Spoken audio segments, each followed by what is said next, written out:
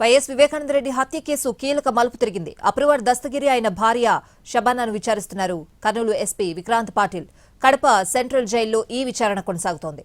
2023 November 28న జైల్లో దస్తగిరిని బెదిరించిన ఘటనపై పూర్తిస్థాయి విచారణ కొనసాగుతోంది. ఈ విచారణలో కీలక విషయాలు వెలుగు చూస్తున్నాయి. వివేకా హత్య కేసు నిందితుడు శివశంకర్ రెడ్డి కుమారుడు చైతన్యరెడ్డి పేరు ప్రస్తావనకు తెచ్చాడు దస్తగిరి. తమకు అనుకూలంగా సాక్ష్యం చెబితే 20 కోట్లు ఇస్తామని దస్తగిరి ఫిర్యాదు చేశాడు. మాట వినకపోతే బయటికి రాగానే చంపేస్తామని బెదిరించారని దస్తగిరి ఆరోపించాడు. రాష్ట్ర ప్రభుత్వం ఏర్పాటు చేసిన విచారణ కమిటీ కడప జైల్లో దర్యాప్తు చేస్తోంది. కర్నూలు ఎస్పీ విక్రాంత్ పాటిల్ ఆధ్వర్యంలో ఈ విచారణ జరుగుతోంది. ఈ విచారణకు Pulivendula TDP in charge B Tech Ravi కూడా హాజరయ్యారు. దస్తగిరిని బెదిరించిన సమయంలో రిమాండ్ ఖైదీగా ఉన్నారు బీటెక్ రవి. ఆయనిచ్చిన వాంగ్మూలం నమోదు చేశారు. దస్తగిరి ఫిర్యాదుతో మరోసారి సంచలనం సృష్టించింది వివేకా హత్య కేసు.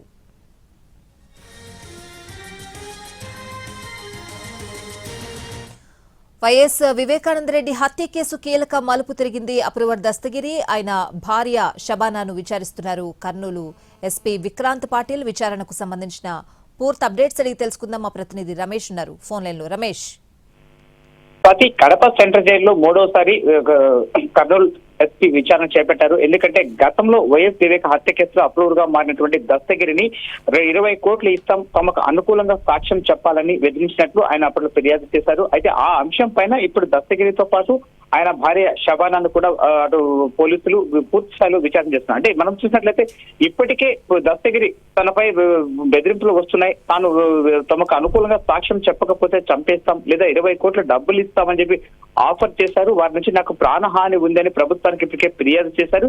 ఈ నేపథ్యంలో ప్రభుత్వం ఈ అంశంపై పూర్తి సమగ్ర విచారణ జరపడం కోసం నలుగురితో కూడినటువంటి కమిటీ నియామకం చేసింది. అయితే ఈ కమిటీకి సంబంధించిన కర్నూలు ఎస్పీ విక్రాంత్ పాటిల్ ఈ కమిటీకి పూర్తి స్థాయిలో లీడ్ చేస్తూ వస్తున్నారు. ఆయన ఆధ్వర్యంలో విచారణ అనేటువంటిది కొనసాగుతూ వస్తుంది.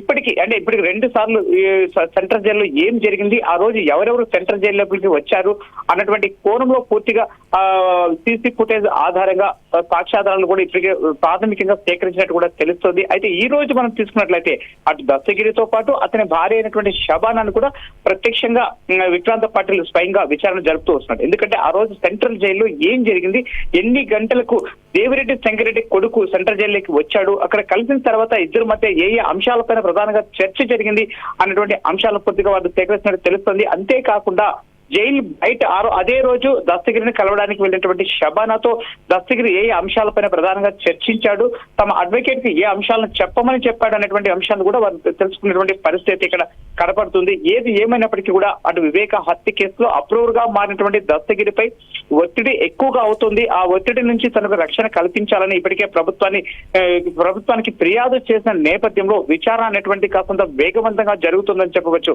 స్వాతి.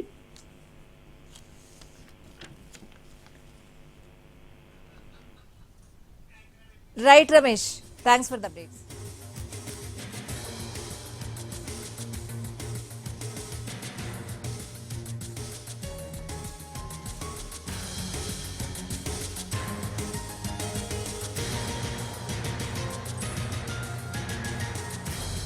వివేకానంద రెడ్డి హత్య కేసు కీలక మలుపు తిరిగింది. అప్రూవర్ దస్తగిరి ఆయన భార్య షబానాను విచారిస్తున్నారు కర్నూలు ఎస్పీ విక్రాంత్ పాటిల్.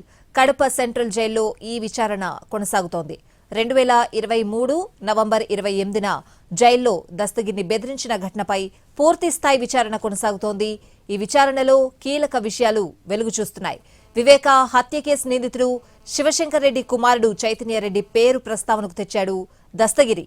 తమకు అనుకూలంగా సాక్ష్యం చెప్తే 20 కోట్లు ఇస్తామని దస్తగిరి ఫిర్యాదు చేశాడు. మాట వినకపోతే బయటకు రాగానే చంపేస్తామని బెదిరించారని దస్తగిరి ఆరోపించాడు.